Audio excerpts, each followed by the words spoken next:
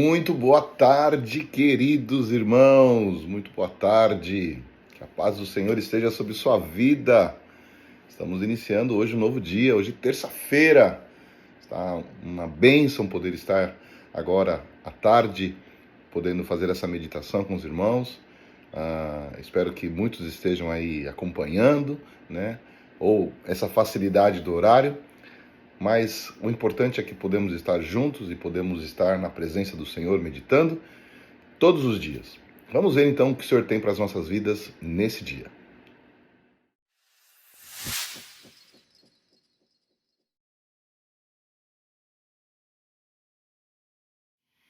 Muito bem, quero então nessa terça-feira, né, nessa tarde já de terça-feira, quero ler um texto e dar continuidade aqui na segunda carta do apóstolo Paulo aos Coríntios. Agora nós vamos ver 2 Coríntios, capítulo 11, dos versículos 1 ao 3.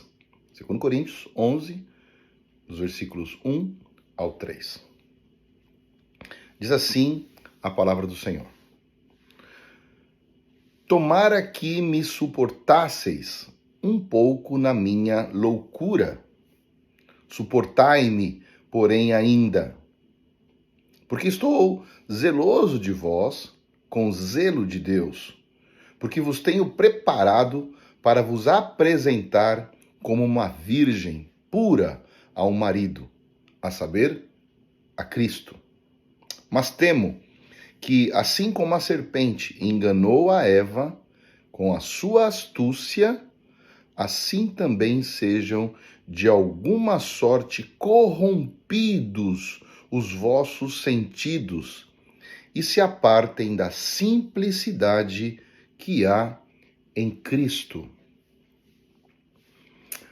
Aqui, queridos irmãos, o apóstolo Paulo, depois você pode aí acompanhar todo o capítulo, e ele está falando exatamente sobre o engano que Satanás tem colocado através de falsos ministros.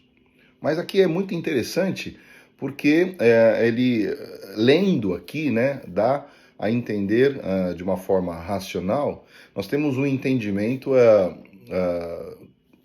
muito errado, se você usar a razão aqui, ou usar uma leitura simples. Vou te dar um exemplo. Porque aqui ele fala, tomara que me suportasseis um pouco na minha loucura, né? Então, uma pessoa que lê de uma forma racional, fala assim, ele está pedindo para que o pessoal tenha paciência com ele, né? Nessa loucura, que ele é meio, né, louco de vez em quando, né? Então ele pede, por favor, tenham paciência comigo, suportai-me, porém ainda. Mas não tem nada a ver isso, irmãos. O que ele está falando exatamente, ele está fazendo um pedido à igreja que mantenha, dê um suporte a ele. Suportai-vos aqui é de suporte, né? Suporte espiritual, suporte de cuidado financeiro, espiritual, de oração, de cuidado, ou seja, um suporte na vida dele, que nós como ministros temos que ter, irmãos. Então ele está pedindo esse suporte, e quando ele fala loucura, é porque ele era tido como louco diante de outros ministros, né? Porque, imagine, Paulo ele era, um fariseu, ele era um doutor da lei, né? Temido, né? Quando ele era Saulo, mas ele matava os cristãos, ele era terrível, né? E quando ele, teoricamente, né, de uma forma muito respeitosa, virou de lado, trocou de lado, então chamavam ele de louco. Então, por isso que ele está falando, me ajudem espiritualmente nessa minha loucura, do jeito que me chamam, né? Me deem suporte ainda, por favor. Ele está fazendo um pedido, né? Por que ele está falando isso? Porque o intuito dele como ministro, como servo de Deus, é zelar, preparar as pessoas, preparar cada ministro, preparar cada servo de Deus, né, para que eles possam se elevar, ou seja, que haja uma restauração da imagem, que é o que ele está falando aqui, ó. Eu estou com zelo, né, com muito cuidado, com muito afinco, estou me dedicando a isso.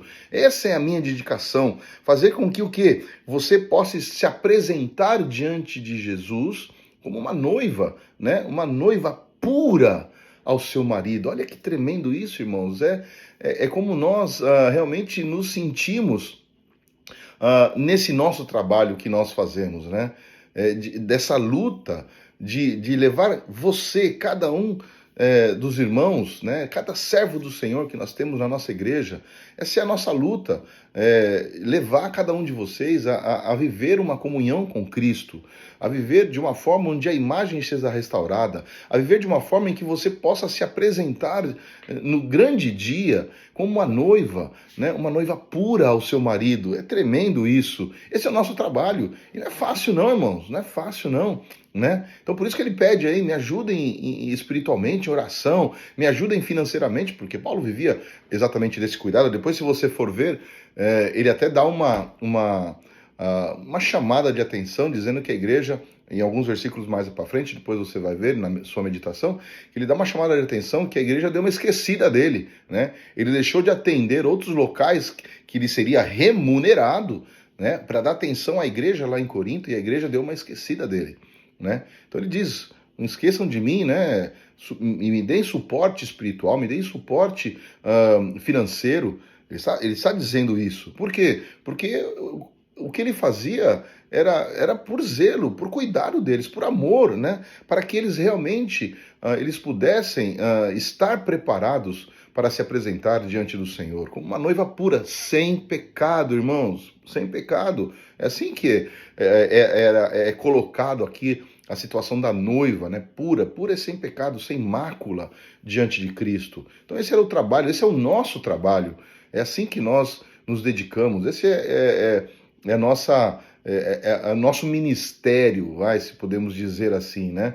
Mas eu digo ministério como missão, aquilo que Deus nos colocou, levar o homem à reconciliação, à restauração da imagem de Deus. Mas ele coloca aqui realmente que ele se preocupa, o temo, né? Não é uma preocupação de perder a paz, mas eu temo que, da mesma forma, e ele coloca aqui, que Satanás, a maior arma que ele tem é o engano, né? E nós temos que estar atentos, irmãos, você tem que estar atento que Satanás, ele sempre vai tentar trazer uma palavra distorcida, né, por falsos ministros daquilo que nós temos ensinado a cada um de vocês, do que é a palavra de Deus, a verdade e a revelação da palavra de Deus, né? Então ele diz, eu temo um pouco, eu temo que da mesma forma que Satanás, ele enganou, né, ele enganou a Eva, né, Satanás como serpente, ele enganou a Eva com a sua astúcia evidente. Satanás é astuto, irmãos. Meus queridos irmãos, você pensa que Satanás é o quê? Ele é muito ardiloso, ele é astuto, ele de muitas maneiras, quando você menos espera, ele pode te atrapar, ele pode te enganar. E isso era o que Paulo estava dizendo, né? Eu temo que muitos de vocês possam aí ser corrompidos de alguma forma, né? De vocês possam ser enganados de alguma forma, e ele coloca aqui, sejam corrompidos os vossos sentidos, né? Os seus sentidos espirituais, e o seu entendimento, né?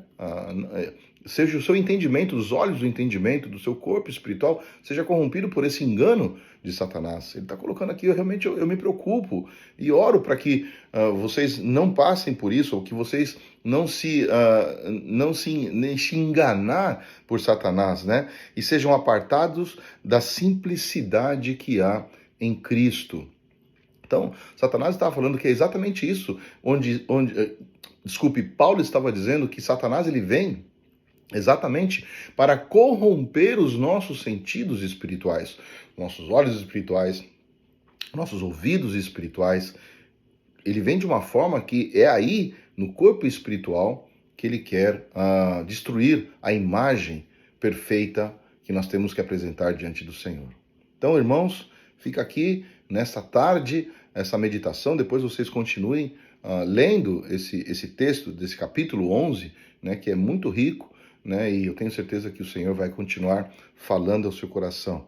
Então, fique atento, né, não permita que Satanás te envolva, né, com pensamentos, né, e distorça a verdade que há na palavra de Deus na sua vida.